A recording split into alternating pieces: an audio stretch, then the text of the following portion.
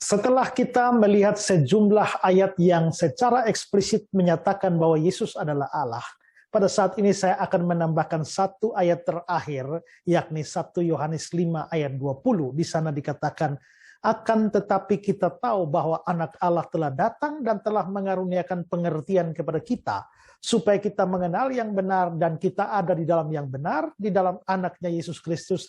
Dia adalah Allah yang benar dan hidup yang kekal. Nah, kalau kita melihat ayat ini, ada penggunaan kata anak Allah dan juga yang benar. Dan anak Allah itu menunjuk kepada Yesus, sedangkan yang benar itu menunjuk kepada Allah Bapa.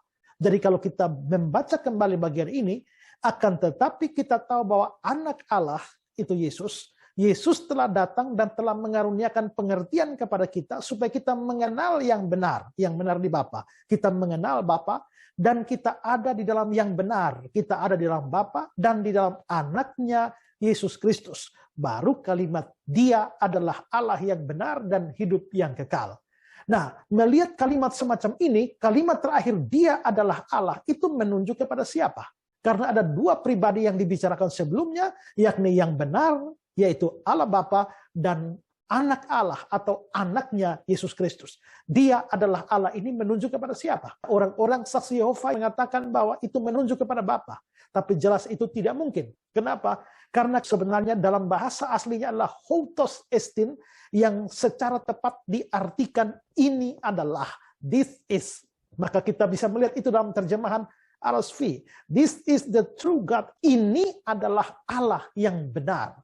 Nah, kalau memang dikatakan ini adalah Allah, maka tentu itu merujuk langsung kepada pribadi terakhir yang dibicarakan dalam ayat itu. Anaknya Yesus Kristus, dia adalah Allah, maka kata-kata dia itu menunjuk kepada Yesus Kristus. Kalau begitu dari situ kita tahu bahwa anaknya Yesus Kristus itu adalah Allah yang benar. Kalau begitu secara eksplisit dikatakan Yesus Kristus adalah Allah yang benar. Dan selanjutnya ada kata-kata dan hidup yang kekal. Dan kita tahu dari bagian Alkitab yang lain bahwa hidup yang kekal itu biasa dikaitkan dengan pribadi Yesus Kristus dan bukan pribadi Allah Bapa. Kalau begitu, Yesus itu adalah Allah yang benar dan hidup yang kekal. Siapa percaya dia Allah mendapatkan hidup yang kekal. Tapi siapa tidak percaya dia Allah tidak mendapatkan hidup kekal. Puji Tuhan bagi saudara yang percaya dan celakalah bagi saudara yang tidak percaya. Pikirkan ini.